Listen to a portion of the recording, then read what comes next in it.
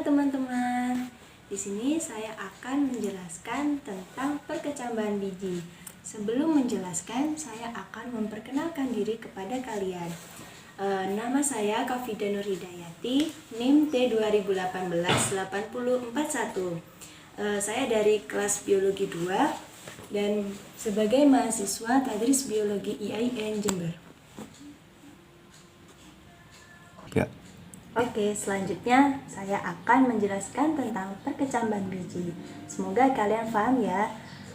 Perkecambahan merupakan tahap awal dari pertumbuhan dan perkembangan tumbuhan, khususnya tumbuhan berbiji. Tumbuhan muda ini disebut kecambah. Selanjutnya, setelah sudah definisi ya pengertiannya, kita akan menuju ke struktur perkecambahan. Selanjutnya di sini saya akan menjelaskan tentang struktur biji yang dibagi menjadi dua, yaitu pertama itu dikotil dan yang kedua itu monokotil. Dikotil yaitu biji berkeping dua, sedangkan monokotil biji berkeping satu.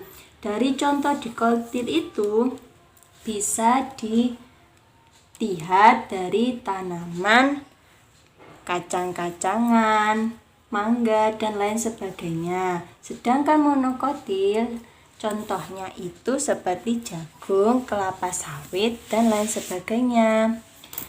Lalu di sini saya akan menjelaskan bagian-bagian dari dikotil dan monokotil.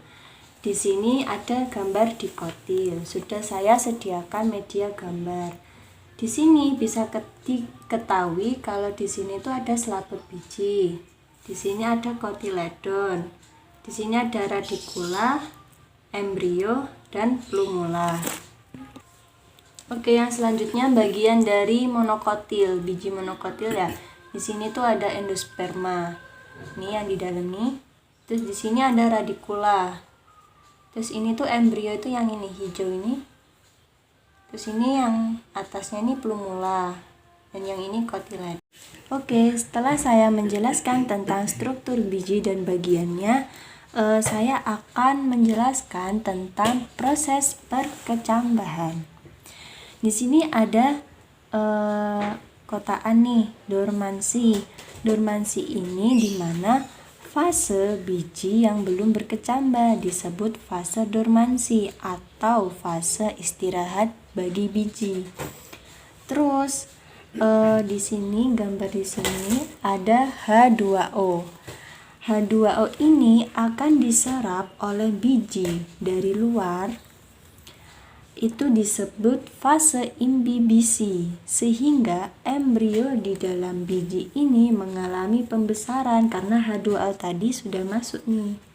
Lah, sudah ya.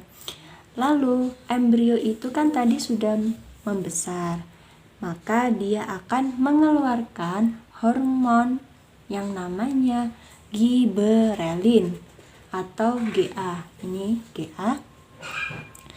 Lah, giberelin ini itu berfungsi untuk mengubah protein menjadi asam amino dan memberikan sinyal kepada lapisan halus yang disebut aleuron. Nah, setelah itu, selain itu aleuron itu akan memberi respon dengan cara apa sih? Mengeluarkan enzim yang namanya enzim amilase. Nah, amilase ini, enzim ini berfungsi mengubah amilo menjadi glukosa.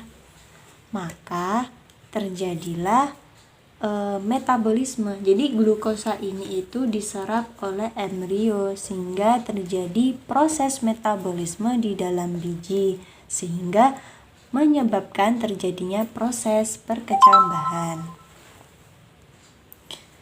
Oke, selanjutnya saya akan menjelaskan tentang tipe perkecambahan. Nah, di sini tipenya itu ada dua, teman-teman. Ada epigeal dan hipogeal. Epigeal itu ditandai atau ciri-cirinya itu ditandai dengan kotiledon yang ikut keluar ke atas permukaan tanah. Jadi Ini tuh ke atas permukaan tanah kan.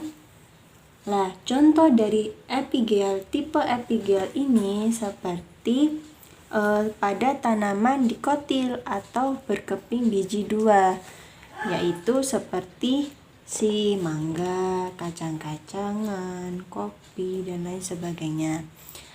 Lalu kalau hipogel itu, yaitu ciri-cirinya itu ditandai dengan letak kotiledonnya itu berada di dalam tanah. Nah, seperti ini.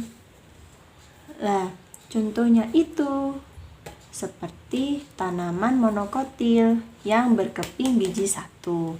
Contohnya seperti jagung, kelapa sawit, dan lain sebagainya.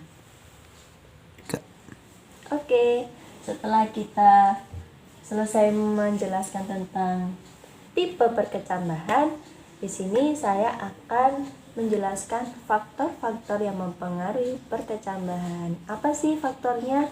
Seperti biasa ada dua, faktor eksternal dan internal. Faktor internal itu faktor yang dipengaruhi dari dalam. Sedangkan eksternal itu faktor yang dipengaruhi dari luar. Oke, faktor internal itu contohnya seperti meliputi 1. Tingkat kemasakan benih. 2. Berat dan ukuran benih. 3. Dormansi. 4. Inhibitor. Sedangkan faktor eksternal itu seperti air, suhu, cahaya, dan media. 3. Oke, setelah selesai saya menyebutkan faktor-faktor tersebut, jadi ketika biji kering terkena air atau dalam media tanam dan terkena sinar cahaya, maka akan mulai terjadi pertumbuhan dan perkembangan dengan munculnya radikula atau calon akar dan plumula atau calon batang. Hal tersebut bisa dibuktikan bahwa proses tersebut merupakan awal terjadinya proses perkecambahan. Oke, alhamdulillah sudah selesai saya memaparkan materi ke kalian. Semoga bermanfaat. Kurang lebihnya saya mohon maaf. Wassalamualaikum warahmatullahi wabarakatuh.